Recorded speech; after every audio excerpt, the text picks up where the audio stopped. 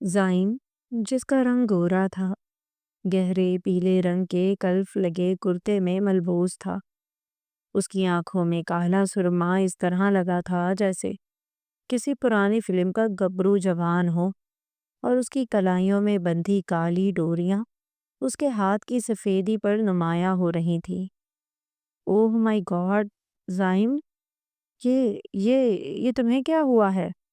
Sabrina کے ہاتھ سے کھجور کی پلیٹ گرتے گرتے بچی۔ یہ تم نے کیا پہنا ہے؟ اور یہ تمہاری آنکھیں؟ تم بیمار لگ رہے ہو۔ ثروت بیگم تو صدمے سے صوفے پر ہی جم گئیں۔ زائم بیٹا، یہ کیا حلیہ بنا رکھا ہے؟ تم کینیڈا سے آئے ہو یا کسی گاؤں کے میلے سے؟ پھپھی جان نے بھی ماتھے پر ہاتھ مار لیا۔ ہائے اللہ، میرا بھتیجا تو بالکل بدل گیا۔ سبرینا دیکھو، یہ کیا تماشا ہے؟ اسی دوران کلثوم بیگم کچن سے باہر آئیں اور زائم کو دیکھتے ہی نہال ہو گئیں۔ واہ رے میرے شیر پتر، صدقے جاؤں، آج تے میرا پتر سچا پنجابی گبرو لگ رہا ہے۔ ثروت آپا نظریں اتارے اپنے بیٹے کی، اسے کہتے ہیں اصل خوبصورتی۔ انایا جو صوفے کے پیچھے چھپ کر کھڑی تھی اپنی ہنسی دبانے کے لیے دوپٹہ منہ میں ٹھوسے ہوئے تھی۔ زائم نے ایک نظر انایا کو دیکھا جو اسے انگوٹھا تھمز اپ دکھا رہی تھی، اور پھر بڑی سنجیدگی سے سبرینا کی طرف مڑا۔ سبرینا، کینیڈا میں بہت بوریت تھی، وہاں کوئی رنگ نہیں تھے۔ اب میں نے سوچا ہے کہ میں اپنی جڑوں کی طرف واپس جاؤں، اور یہ سرما، یہ تو سنت بھی ہے اور اس سے نظر بھی تیز ہوتی ہے۔ میں تمہاری ڈاؤن لوڈڈ موویز اچھے سے دیکھ سکوں گا۔ زائم نے جان بوجھ کر آنکھ مارتے ہوئے کہا۔ سبرینا نے ایک جھرجھری لی۔ زائم، یہ ڈوریاں، یہ پیلا رنگ، تم بہت چیپ لگ رہے ہو۔ میرا مطلب ہے تم وہ کول زائم نہیں رہے۔ وہ غصے اور بیزاری سے اپنی جگہ سے اٹھ گئی۔ ارے باجی، ابھی تو زائم بھائی نے کیمرہ نکالنا ہے اور آپ کے ساتھ اس دیسی روپ میں تصویریں بنانی ہیں۔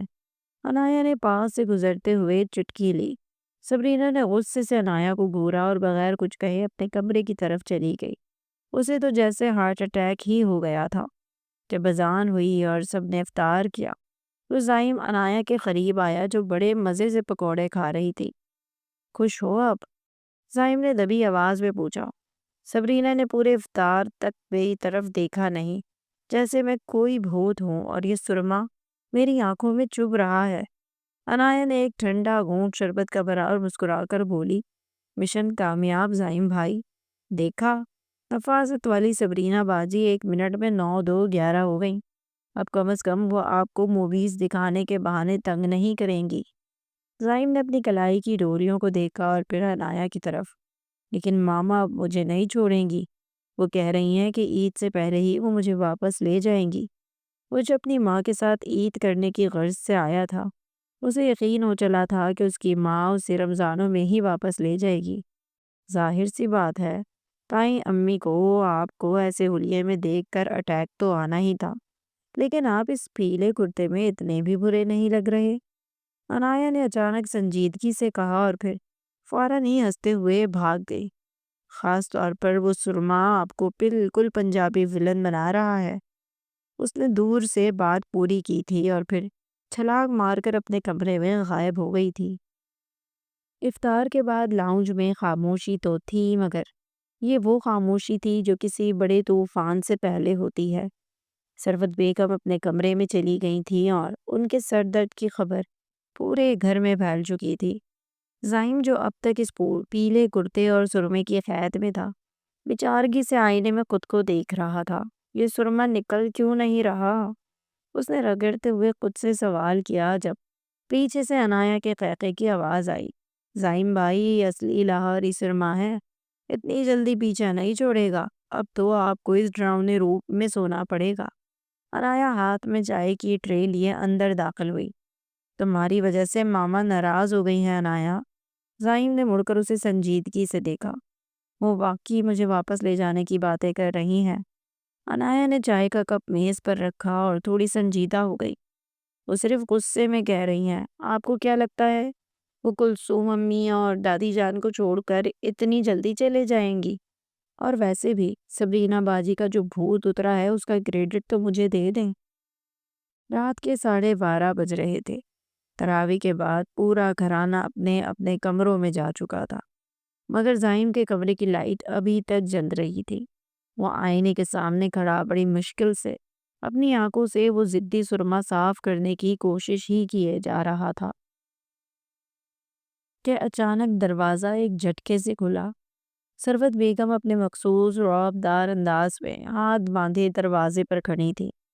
ان کے چہرے کے تاثرات بتا رہے تھے کہ آج کینیڈین ڈسپلن کا واسطہ لاہوری لاٹلے سے پڑنے والا ہے۔ ماما، آپ اس وقت؟ زائم نے گھبرا کر ٹیشو پیپر پیچھے چھپایا۔ زائم، یہ کیا تماشا تھا آج؟ ثروت بیگم نے اندر داخل ہوتے ہی گرج کر پوچھا۔ میں نے تمہیں اس لیے پالا پوسا، کینیڈا کے بہترین کالجز میں پڑھایا کہ تم یہاں اگر کسی گاؤں کے میراثی بن جاؤ۔ وہ پیلا کرتا اور آنکھوں میں کالا سیاہ سرما۔ مائی گاڈ زائم، میں تو شرم کے مارے تمہاری پھپھو کے سامنے زمین میں گڑ گئی تھی۔ ماما، وہ تو بس میں ذرا سا دیسی بننے کی کوشش۔ زائم نے ہکلا کر صفائی دینی چاہی۔ دیسی بننا اور مسخرہ بننا دو الگ باتیں ہیں۔ ثروت بیگم نے اسے بیچ میں ہی ٹوکا۔ تمہیں کیا لگتا ہے مجھے سمجھ نہیں آ رہا؟ یہ سب اس عنایا کی شرارت ہے نا؟ وہ لڑکی تمہیں اپنے اشاروں پر نچا رہی ہے اور تم کسی کٹ پتلی کی طرح ناچ رہے ہو۔ ثروت بیگم کا پارا ہائی ہو گیا۔ تمہاری پھپھی نے تمہارے رشتے کی بات چھیڑی ہے۔ مجھے تو ڈر ہے کہ کہیں وہ سبرینا کو ہی ہمارے سر نہ تھوپ دیں۔ تمہارے بابا کو تو ویسے بھی اپنی اکلوتی بہن سے بڑی محبت ہے، کہیں اسی محبت کے ہاتھوں وہ ایک نیا رشتہ نہ جوڑ بیٹھے۔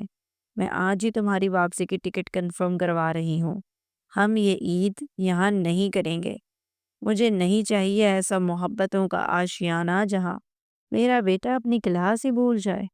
ہم پردیس میں ہی ٹھیک تھے۔ تمہارے باپ کو ہی شوق چڑھا تھا اپنوں کے ساتھ رمضان اور عید منانے کا، خود کو ملی نہیں چھٹیاں اور ہمیں پھنسا دیا۔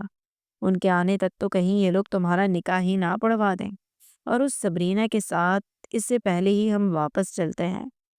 ثروت بیگم واقعی بہت غصے میں تھی۔ شاید انہیں ڈر تھا کہ سبرینا کو ان کے سر نہ ڈال دیا جائے، اور کچھ غصہ اپنے شوہر پر بھی تھا جو انہیں یہاں بھیج چکے تھے جبکہ خود انہیں آخری وقت پر چھٹیاں نہیں ملی تھی۔ انہیں ابھی 10 دن بعد آنا تھا، اور ثروت بیگم کو فکر ستا رہی تھی کہ اگر وہ یہاں آ گئے اور اس دوران ان کی بہن نے رشتے کی بات کر دی تو کیا ہوگا۔ وہ اپنا آخری فیصلہ سناتی اٹھ کھڑی ہوئی تھی۔ عنایا جو زائم کو چھیڑنے کے لیے آ رہی تھی، باہر کھڑی سب باتیں سن چکی تھی۔ ثروت بیگم کی واپسی والی بات سن کر اس کے چہرے کی مسکراہٹ غائب ہو گئی تھی۔ ابھی تو اس کی اور زائم کی دوستی بھی نہیں ہوئی تھی اور وہ واپس جانے کی بات کر رہی تھی۔ ابھی تو اسے مزہ آنے لگا تھا۔ ماما پلیز عید تو کر لینے دیں، زائم نے التجا کی۔ کوئی عید نہیں، کل صبح میں تمہارے بابا جان سے بات کروں گی اور ہم پرسوں کی فلائٹ سے نکل جائیں گے۔ اب تم سو جاؤ، اور خبردار جو کل مجھے اس حلیے میں نظر آئے۔ ثروت بیگم پیر پٹکتے ہوئے باہر نکلی تو ان کا سامنا عنایا سے ہوا۔ عنایا نے جلدی سے نظریں جھکا لی، مگر ثروت بیگم نے اسے ایک سرد نگاہ سے دیکھا، جیسے کہہ رہی ہوں تمہارا کھیل ختم ہوا۔ جب ثروت بیگم چلی گئیں تو عنایا آہستہ سے زائم کے کمرے میں داخل ہوئی۔ زائم سر پکڑے بیٹھا تھا۔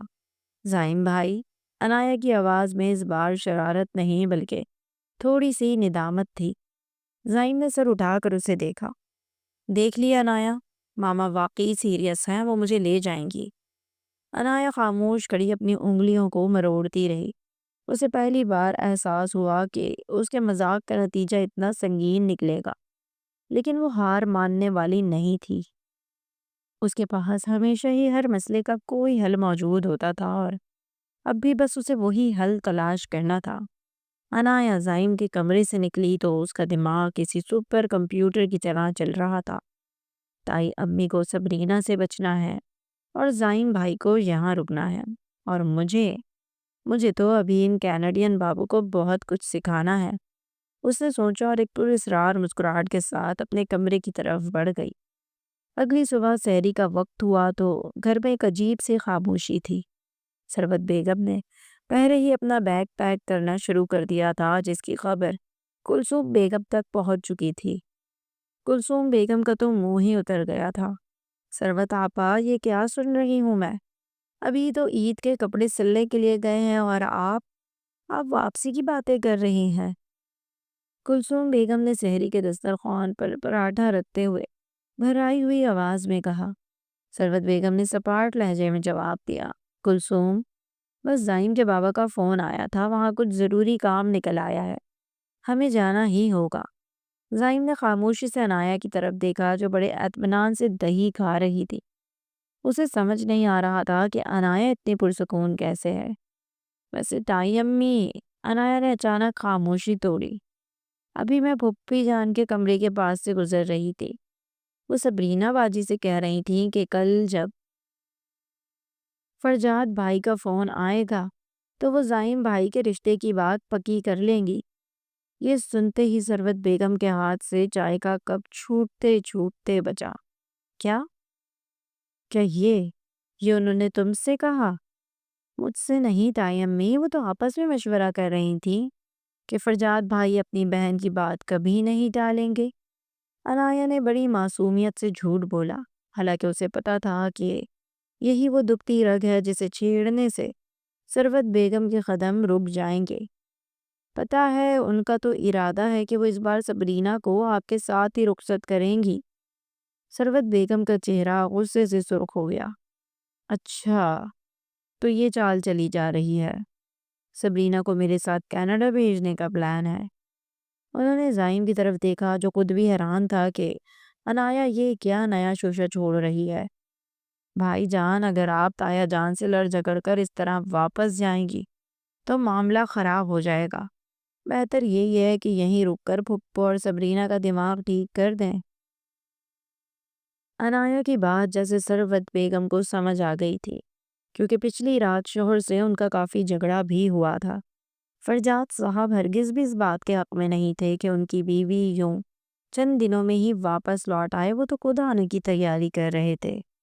کلثوم، ثروت بیگم نے بلند آواز میں کہا، ہم کہیں نہیں جا رہے، عید یہیں ہوگی اور فرجاد جب آئیں گے تو میں خود ان سے بات کروں گی۔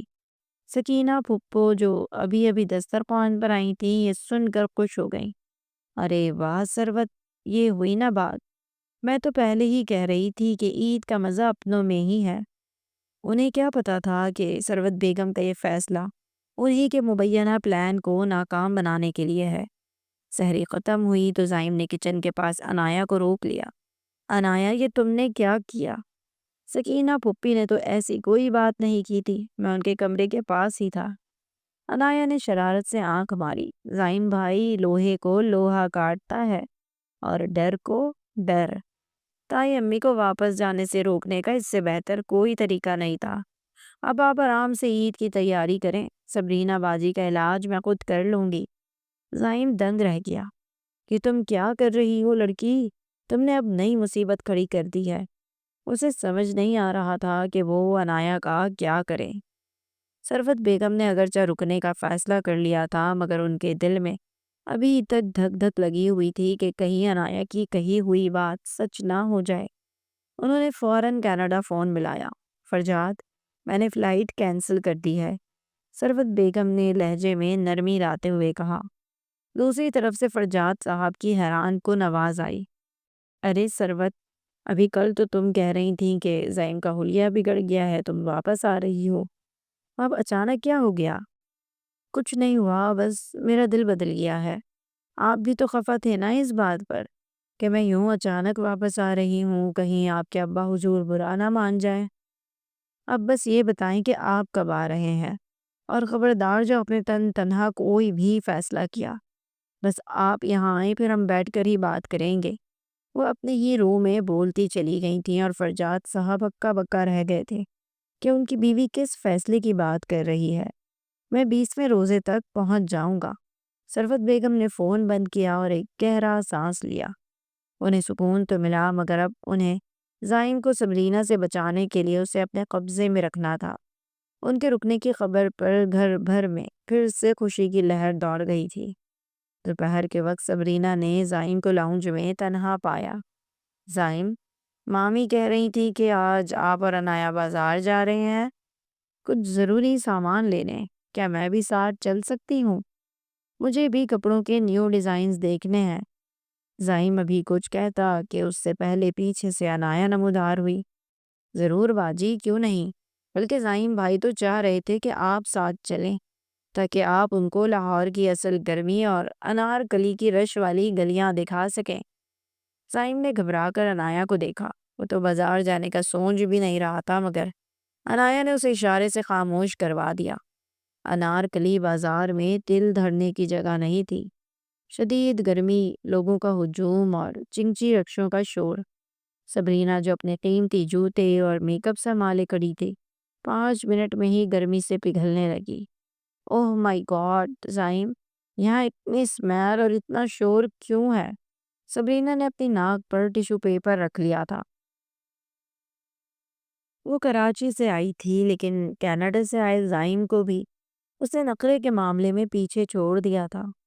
انایا اور زائم دونوں نے ہی اسے نظر انداز کیا تھا۔ انایا نے ایک ٹھیلے والے سے تلی ہوئی پاپڑی لی اور زائم کی طرف بڑھائی۔ زائم بھائی، یہ سنبھال کر رکھ لیں، افطاری کے بعد کھائیے گا، اس کے بغیر انارکلی کی سیر ادھوری ہے۔ زائم نے ہچکچاتے ہوئے پاپڑ پکڑ لی، جبکہ سبرینا نے اسے ایسے دیکھا جیسے زائم کوئی زہر کھانے جا رہا ہو۔ زائم، تم یہ سڑک کا کھانا کھاؤ گے؟ تمہارا معدہ؟ ان کا معدہ اب کینیڈین نہیں رہا باجی، یہ اب لاہوری ہو چکا ہے، انایا نے ہنستے ہوئے کہا۔ چلیے اب ذرا اس تنگ گلی میں چلتے ہیں، وہاں بہت اچھے خصے ملتے ہیں۔ سبرینا نے جب وہ کیچڑ اور رش والی تنگ گلی دیکھی تو اس کے ہوش اڑ گئے۔ میں وہاں نہیں جا سکتی، میں داڑھی میں جا کر بیٹھتی ہوں۔ زائم، تم آؤ گے؟ زائم نے ایک نظر انایا کو دیکھا جو چیلنج بھری نظروں سے اسے دیکھ رہی تھی، اور پھر سبرینا سے بولا، سبرینا تم جاؤ، مجھے انایا کے ساتھ کچھ سامان لینا ہے۔ سبرینا پیر پٹکتے ہوئے گاڑی کی طرف بھاگ گئی اور انایا اور زائم تنہا رہ گئے۔ ماننا پڑے گا زائم بھائی، آپ اب آہستہ آہستہ ڈھیٹ ہو رہے ہیں۔ انایا نے ایک زوردار خیخہ لگایا۔ تمہاری صحبت کا اثر ہے انایا۔ ویسے تم نے تائی امی سے وہ جھوٹ کیوں بولا تھا؟ کھپی نے تو رشتے کی بات نہیں کی تھی۔ انایا کی مسکراہٹ تھوڑی مدھم ہوئی۔ اس نے ایک لمحے کے لیے زائم کی آنکھوں میں دیکھا۔ کبھی کبھی سچ بچانے کے لیے جھوٹ بولنا پڑتا ہے زائم بھائی۔ اگر میں وہ نہ کہتی تو آپ پرسوں کی فلائٹ سے جا چکے ہوتے۔ کیا آپ جانا چاہتے ہیں؟ زائم خاموش ہو گیا۔ اسے احساس ہوا کہ وہ کینیڈا تو واپس جانا چاہتا تھا، مگر اب شاید محبتوں کے آشیانے کی اس رونق اور انایا کی ان شرارتوں کو چھوڑنا اتنا آسان نہیں رہا تھا۔ اوہو زائم بھائی، اب جذباتی ہونے کی ضرورت نہیں۔ چلیں اب جلدی سے وہ نیلی کڑھائی والا خصہ ڈھونڈتے ہیں، ورنہ امی نے افطاری تک ہمیں گھر گھسنے نہیں دینا۔ لاہور کی تپتی دوپہر میں بازار کی گہما گہمی اب زائم کو اتنی بری نہیں لگ رہی تھی۔ انایا کی باتوں کے سحر نے جیسے اس کے ارد گرد ایک ڈھال بنا دی تھی۔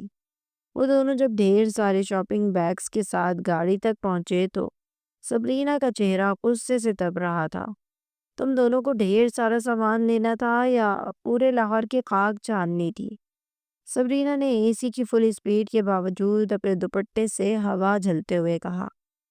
انایا نے سیٹ پر بیٹھتے ہی ایک بیگ سبرینا کی گود میں رکھا۔ ارے باجی، یہ دیکھیں، آپ کے لیے خاص لکھنوئی کڑھائی والا دوپٹہ لیا ہے، عید پر پہنیے گا تو سب دیکھتے کہ دیکھتے رہ جائیں گے۔ سبرینا کا غصہ دوپٹہ دیکھتے ہی تھوڑا ٹھنڈا ہوا، مگر اس کی نظریں زائم پر جمی تھیں جو خاموشی سے گاڑی اسٹارٹ کر رہا تھا۔ گھر پہنچتے ہی محبتوں کے آشیانے میں افطاری کی تیاریاں عروج پر تھیں۔ سبرینا تو منہ بنا کر اپنے کمرے میں چلی گئی، لیکن انایا اور زائم ابھی درار میں شاپنگ بیگز لیے کھڑے ہی تھے کہ اچانک اوپر سے ایک آواز آئی۔ اوہ ہو، کینیڈین بھائی اور لاہوری باجی کی جوڑی تو بڑی جم رہی ہے۔ کیا انارکلی میں کوئی مٹھائی بانٹ کر آ رہے ہیں؟ زائم نے اوپر دیکھا تو 14 سالہ ارحم ہاتھ میں فٹ بال لیے ریلنگ سے جھک کر شرارتی نظروں سے انہیں دیکھ رہا تھا۔ ارحم اس گھر کا وہ بچہ تھا جس کے کان دیواروں کے ساتھ لگے ہوتے تھے اور زبان انچی کی طرح چلتی تھی۔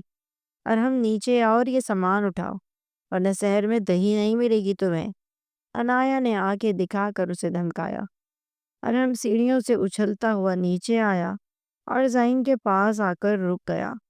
زائم بھائی، سنا ہے سبرینا باجی تو بازار میں پکھل گئی تھی، ویسے نخرے تو ان کے ایسے ہیں جیسے کینیڈا کی ملکہ وہی ہوں۔ زائم نے مسکرا کر ارحم کے بال بکھیر دیے۔ تمہیں سب پتا ہوتا ہے ارحم بھائی، میری مخبری بڑی پکی ہے۔ ابھی کچھ دیر پہلے سکینہ پھپھو فون پر کسی سے بات کر رہی تھی، شاید حبیب پھوپھا سے۔ کہہ رہی تھی کہ زائم کو اب کینیڈا کی بجائے یہاں کی گرمی لگ گئی ہے، اس لیے اس کا سافٹ ویئر اپ ڈیٹ کرنے کی ضرورت ہے۔ انایا نے چونک کر ارحم کو دیکھا۔ اچھا، اور کیا کہہ رہی تھی؟ ارحم نے بیگ اٹھایا اور چلتے چلتے بولا، کہہ رہی تھی کہ فرجاد تایا کے آنے سے پہلے پہلے زائم کا ہاتھ سبرینا کے ہاتھ میں دینا ہوگا، ورنہ یہ ہاتھ کسی اور طرف بھی مڑ سکتا ہے۔ ارحم نے جاتے جاتے انایا کو ایک معنی خیز نظر سے دیکھا، جس پر انایا کا چہرہ لال ہو گیا۔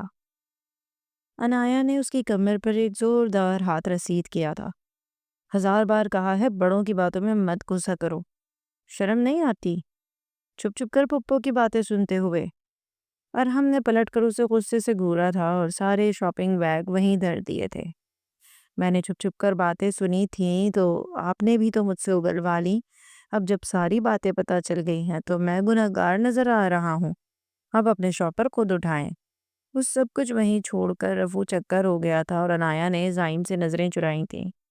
خود ہی شاپنگ بیگ سمیٹتے وہ دل ہی دل میں ارحم کو برا بھلا کہتے اپنے کمرے کا رخ کر گئی تھی۔ افطاری کا وقت قریب تھا، دسترخوان پر سب بیٹھے دعا مانگ رہے تھے۔ ثروت بیگم آج کچھ زیادہ ہی خاموش اور فکر مند تھی۔ سکینہ پھپھو بار بار سبرینا کو اشارے کر رہی تھیں کہ وہ زائم کی پلیٹ میں کھجوریں رکھے۔ سبرینا نے جیسے ہی ہاتھ بڑھایا اور ہم نے درمیان سے پلیٹ کھینچ لی۔ باجی، زائم بھائی کو خود لینا آتا ہے، آپ اپنی نفاست بچائیں، کہیں ایسا نہ ہو کہ پکوڑوں کا تیل آپ کے ان سفید ہاتھوں پر گر جائے۔ سکینہ پھپھو نے ارحم کو گھورا۔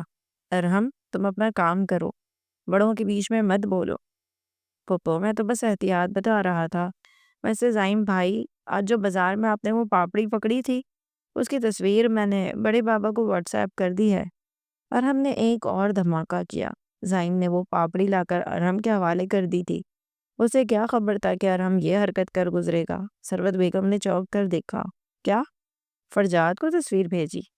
جی تائی امی، اور بڑے بابا تو بہت خوش ہوئے، کہہ رہے تھے میرا شیر پتر دیسی ہو گیا ہے۔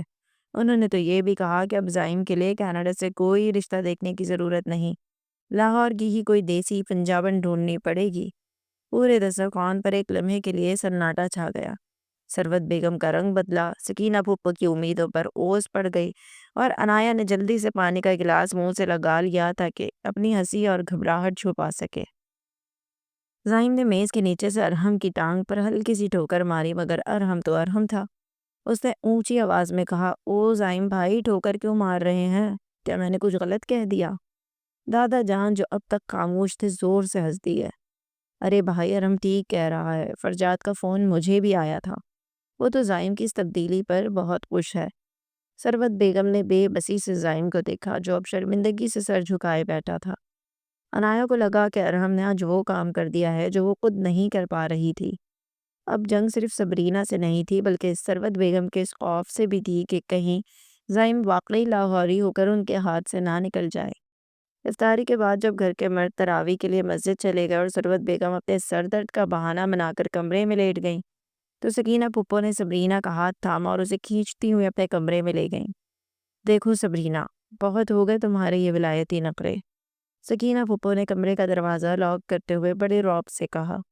وہ کینیڈا سے آ کر پنجابی گبرو بن گیا ہے اور تم یہاں کی ہو کر بھی ابھی تک ان چست ڈیزائنر سوٹوں سے باہر نہیں نکل رہی۔ سبرینا نے حیرت سے اپنی ماں کو دیکھا۔ مگر امی، زائم کو تو ماڈرن لڑکیاں پسند تھیں، یہ اچانک اسے کیا ہو گیا ہے؟ اسے کچھ نہیں ہوا، اسے اس تیز ترار انایا نے پٹی پڑھائی ہے۔ سکینہ پھپھو نے غصے سے دانت پیسے۔ ان کا اشارہ انایا کی طرف تھا جو ان کے نزدیک زائم پر ہاتھ صاف کرنے کے چکر میں تھی۔ مجھے نہیں پتا، اب تمہیں واقعی دیسی بننا پڑے گا۔ اب میں تمہیں ان اسٹائلش کپڑوں میں نہ دیکھوں۔ سبرینا کا منہ بن گیا۔ تو کیا میں اب کلثوم مامی کے وہ بھاری بھرکم کڑھائی والے سوٹ پہنوں؟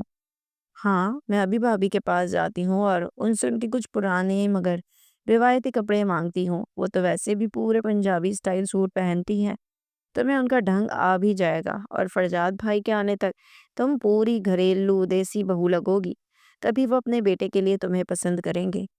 ادھر ارہم جو بلی کی طرح دبے قدم راہداری میں گھوم رہا تھا، پھپھو کے کمرے کے دروازے سے کان لگائے سب سن رہا تھا۔ جیسے ہی سکینہ پھپھو نے الماری کھولنے کی آواز کی، ارم وہاں سے پھسلا اور سیدھا کچن میں پہنچا، جہاں عنایا برتن سمیٹ رہی تھی۔ باجی باجی بریکنگ نیوز، ارہم نے ہانپتے ہوئے کہا۔ عنایا نے چونک کر اسے دیکھا۔ کیا ہوا؟ کیا پھر سے سبرینا باجی کا میک اپ کٹ ٹوٹ گیا ہے؟ ارے نہیں، اب تو سبرینا باجی کا حلیہ ٹوٹنے والا ہے۔ سکینہ پھپھو امی کے پرانے کپڑے مانگنے جا رہی ہیں تاکہ سبرینا کو پنجابی فلم کی ہیروئن بنا سکیں۔ کہہ رہی تھی کہ آپ زائم بھائی پر ڈورے ڈال رہی ہیں، اس لیے سبرینا کو دیسی بننا ہوگا۔ ارہم نے ایک ہی سانس میں سب اگل دیا۔ عنایا کے ہاتھ سے پلیٹ چھوٹتے چھوٹتے بچی۔ پہلے تو وہ ہکا بکا رہ گئی، پھر اس نے ایک زوردار قیفہ لگایا۔ مطلب اب سبرینا باجی وہ بڑے بڑے گھیروں والی شلواریں اور جھمکے پہنے گی؟ ہاں باجی، اور سوچیں جب زائم بھائی انہیں اس روپ میں دیکھیں گے تو ان کا کیا حال ہوگا؟ ارہم نے شرارت سے آنکھ ماری۔ اگلے دن سحری کے وقت جب سب دسترخوان پر جمع ہوئے تو سیڑھیوں سے کسی کے اترنے کی آواز آئی۔ سب نے سر اٹھا کر دیکھا تو حیرت کی انتہا نہ رہی۔ سبرینا، جس نے ہمیشہ ہلکی رنگ اور ویسٹرن ڈریس پہنے تھے، آج کلثوم بیگم کا ایک پرانا شوق نارنجی رنگ کا قمیص چنری والی بھاری شلوار پہنے ہوئے تھی۔ کانوں میں بڑے بڑے جھمکے تھے جو اس کے چھوٹے سے چہرے پر عجیب لگ رہے تھے، اور ماتھے پر ایک بڑی سی بندیا جو شاید پھپھو نے زبردستی لگائی تھی۔ زائم نے جیسے ہی سبرینا کو دیکھا اس کے منہ میں نوالا پھنس گیا۔ ارہم نے میز کے نیچے سے عنایا کو ٹانگ ماری، جبکہ عنایا نے اپنی ہنسی ضبط کرنے کے لیے دونوں ہاتھوں سے چائے کا کپ پکڑ لیا۔ سروت بیگم تو دیکھتی ہی رہ گئیں۔ سکینہ، یہ سبرینا کو کیا ہو گیا ہے؟ سحری کے لیے ایسی تیاری؟ سکینہ پھپھو نے فخر سے گردن اکڑائی۔ بھابھی لاہور آئے ہیں تو لاہور کے رنگ میں تو رنگنا تو پڑے گا نا۔ میری بیٹی تو ماشاءاللہ پوری پنجابی کڑی لگ رہی ہے۔ سروت بیگم نے ایک گہرا سانس لیا اور بے بسی سے زائم کو دیکھا جو اپنی ہنسی ضبط کرنے کی ناکام کوشش میں گھی سے لتھڑے پراٹھے کو دیکھ رہا تھا۔